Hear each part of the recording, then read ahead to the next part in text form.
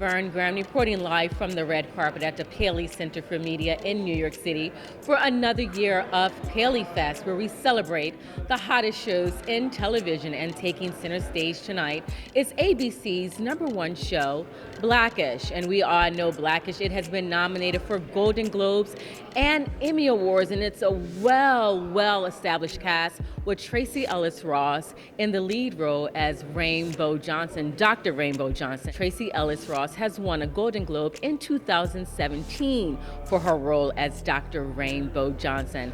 Blackish has an amazing audience that has been tuning in for 6 seasons because Blackish has done so well at tackling some of the most controversial issues of our time, including Black Lives Matter, feminism, postpartum depression, which is something we rarely ever talk about. So you can see why this show has been multi-award winning. So stay tuned because I'm going to get an opportunity to interview with the cast. Tanisha Laverne Grant, blackinamerica.com.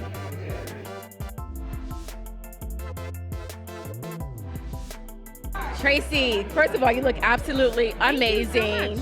Just love the yellow. Thank you. You're such an icon in this space, and your show has tackled some pretty difficult topics that are trending in the news today. What is one thing that kind of blew you back a little bit when you were like, oh my God, we gotta do an episode about this today? Honestly, none of them blow me back. It's part of the reason I love our show and the reason that our show stays interesting to me as an actor and a producer. These are the things that I'm chomping on, dealing with, trying to understand and make sense of in my own life. So it's really nice to be able to bring those stories to television. And although it's only 22 minutes and a comedy, there's a way that we touch on a lot of these things that I think unpacks and explores and starts conversation. 22 powerful minutes, the postpartum. I love that episode. I had never seen that story told in that way, and I'd never seen that story told on television, so I was really happy to be a part of it. Also, you know, I have never had a child and never been pregnant, but the way it was written, I was so easily transported into the truth of that experience, and I think people really connected and identified. I think people connected with it because, like you said, it's not something that is often talked about. We glamorize motherhood, we glamorize being a wife, which is fine, but there's this other real life component to it. Absolutely. And I think that's why Blackish is so popular. So talk to me a little bit about these spin-offs. Yeah. You have Mixed-ish, Grown-ish. Yeah. Are you APing on those shows as well? I have nothing to do with Grownish at all. Okay. Mixed-ish is the prequel to Bo Johnson, my character's life. So it's Bo Johnson as a child, and I am an executive producer on that show, and that's been a really wonderful transition for me, a seamless and easy and exciting transition for me that I enjoy. I'm really loving being in a position of creating stories and content and being more involved in that way. My education set me up well for it. So Brown, yeah, yes, yeah. I love it. So my last question, you had the cast of Girlfriends on. Yeah. I watched your interview with Charlamagne the God. Y'all watched it twice, and it's like an hour long. I know. What was it like coming together, you know, with your sisters who you essentially came of age with in this industry? It was a dream. I mean, it's been so special rekindling that again. It was seamless. Like, we jumped right It's back. almost like Charlamagne wasn't even there. I was like, oh my gosh, Charlamagne. Oh, but he was so great, he and there was- was he no was. one else that could have done that Yeah. interview with the kind of love and respect. But I don't know. There was something very special between us, Yeah. and it was just all over the screen there. It's amazing. I hope we get a Girlfriends I hope so, movie. too. I always say to people, I'm like, Girlfriends is to Generation X what Insecure is to millennials. Oh, And yeah. there could not have been an Insecure without Girlfriends. So thank you so much for Thank all you so that you much. do.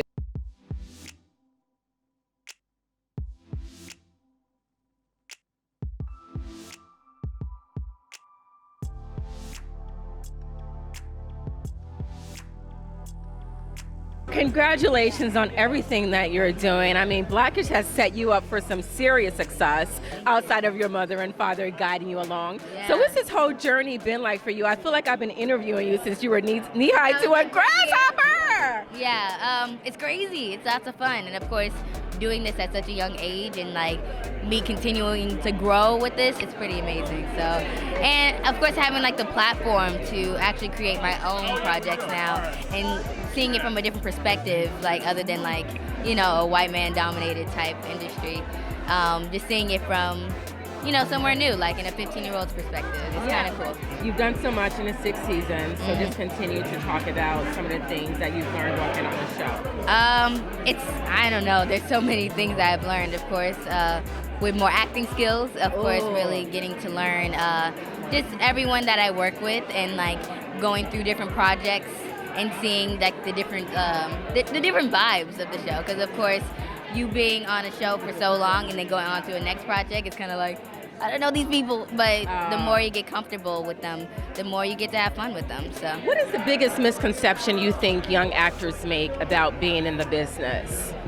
Ooh, I don't know. Like, I feel like, because you work long hours. Yeah, I think trying not to put so much pressure on yourself. At the end of the day, this is a job, but you don't have to push yourself to actually like, okay, I got to do this, I got to do that, I got to do this, because you can really step back a little bit and like take a break, Okay. But I feel like with child actors, like whether it's with like some other parents or with a job or something that they don't want to do, they have a voice to do whatever. They don't have to like be forced into doing anything. So I think next for you? What's coming down the pipeline for you? So much, a lot of things. Okay. Of course, with my production company, we're always working 24/7 to, make authentic content. So I love that. Congratulations on all you're doing, my love. Thank you. I'm with Anthony Anderson here, my fellow HBCU brother. He went to Howard. Where'd you go? I went to Chain University, Okay, the oldest okay. HBCU, founded in 1837. Got to throw that in there a little bit. Okay, a couple of years before us. All right, a few years. Yeah. All We're the right. mother of it all. So you're on this amazing show. It's been 6 seasons. Talk to me a little bit about why you think Blackish has been so successful. I mean, Golden Globe nominations, Emmy nominations. I mean, year after year, you guys are always in the conversation. One, because an audience enjoys what we do, and we're only as successful as we are because people watch the show. Two, I believe because of the stories that we tell and the authenticity in which we tell those stories, and how we're not afraid to tell those, to go there, to go wherever dark places we may have to go, and pull back, open the blinds and pull back the covers and see what our reality is. I think that's what makes our show resonate with an audience. I mean, you guys have done so well. I mean, you've tackled postpartum depression, you've tackled Black Lives Matters, you've tackled white privilege, you've tackled, the father-son, situation, HBCUs versus PWIs. What's something that you haven't discussed on the show that you would like to bring to the forefront? I don't know. As I was telling the last interviewer, we live our lives in real time, and we share our stories and tell our stories in real time. So we can only talk about the experiences that we've had, not the experiences we've yet to have. So I don't know what the future holds. Tomorrow is always a different day. So as I said, we can only just deal with what we're dealing with right now. And everything that we've talked about in the past and everything that we're talking about now are just things that we all go through as a community, black, white, brown. It just so happens that this family is an African-American family going through those trials and tribulations, whatever they may be, and those successes.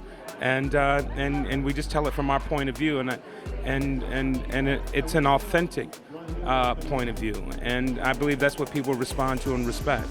And so, in saying all of that, that's just what we do. Final question: do you have a preference between African American students choosing HBCUs over PWIs? As a Howard alum, and the type of attention, undergirding, support, everything that is available to African American students at an historical Black college or university. I'm biased. I went to Howard University.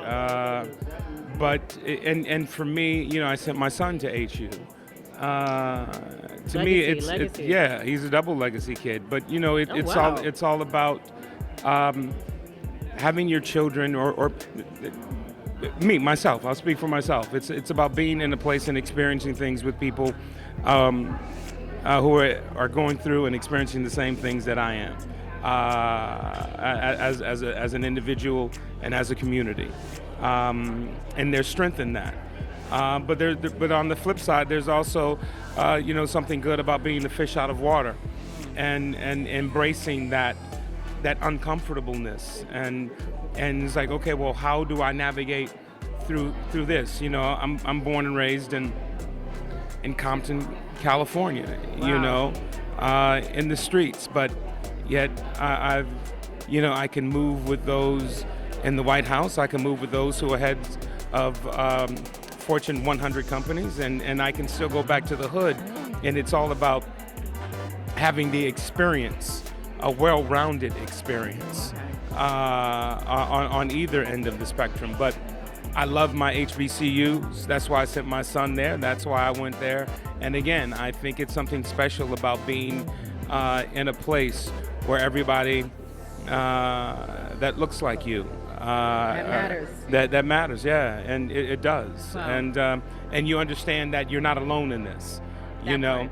because sometimes you can feel lonely. It's like, why am I the only one going through this? And then you meet a group of people and you understand that your struggles are the same, and there's strength in numbers. I love that. Thank you Yeah, so much my for your pleasure. time. Mhm. All the best to you. Thank you. Talk to me a little bit about being a part of such an amazing show that's going to go down in history as one of the most iconic shows in television. I mean, you put it all together like that, and I was like, oh, I guess we've done a lot. Yeah. It's been 6 years. Who knew?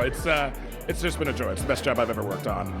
I love the people I work with. Genuinely, we are a tight-knit family, and a lot of shows say that, but it's genuine. From the writer's room to production to the stage, everybody really does care for one another, and I think it shows in what you get to see on the screen.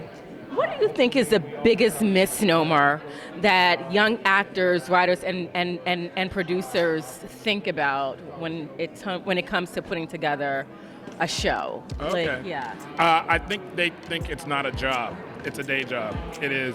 Anthony's going to be in the chair at 5 a.m. getting makeup and hair on, and we're going to be starting shooting at 7 o'clock in the morning. We'll be there for 12 hours. It's serious. The amount of work that goes into it. I think there's a difference between like hustle and work. A lot of people think it's a hustle. It's like, oh, I'm going to be on my grind. I'm going to do all that kind of stuff. Like, no, it's work. You got to show up on time, and not showing up on time means something, and it means money to people. Yeah. And it's real deal people that's doing that kind of thing. So I think a lot of people don't understand, and how many people work on these shows. There's 100-something people on these shows, and they're from all different walks of life and all different kinds of things, and to be kind and respect the work that everybody does, and it takes an entire army to do it. I love that you say that, because everybody matters. I mean, down from craft service to your lighting to your wardrobe, all of that. Yeah. So how many days does it take to put together one episode? I love for people to talk about that, because the show, when we see it, it's a half-hour block, but it's actually 22 minutes.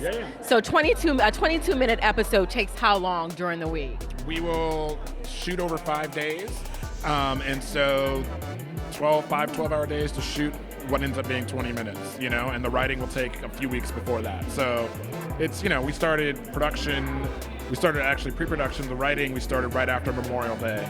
Wow. And so, we started working on that first episode that aired in September around Memorial Day, and we'll be done around March as we're getting into what will air in May. So, wow. Yeah, it's a full-time job. I mean, it's an amazing show. I think about 2 spinoffs are being born out of that. That doesn't happen too often. Talk to me a little bit about your thoughts on Mixed Dish, which is born out of this, Grownish, born out of this. I'm like, what else is going to be born out of it? You never know. There's so many stories out there, and being able to be out there to be able to take advantage of it, to be able to tell stories that, like, we were popular enough, we were able to kind of create a world enough to sit there and go like, oh, well, Zoe is a character. Let's see what it's like for her to go to college, very much in the different world vein. But also with Mixed Dish now, it's like taking an experience that is so familiar to a lot of people, regardless of your background, as far as identity issues, and be able to create a show out of that. That's the gift of having an actor like Tracy establish a character who's so beloved that you can do that, and that we're able to take advantage of a moment in time where there aren't a lot of shows out there telling those stories, so they can fill into the void.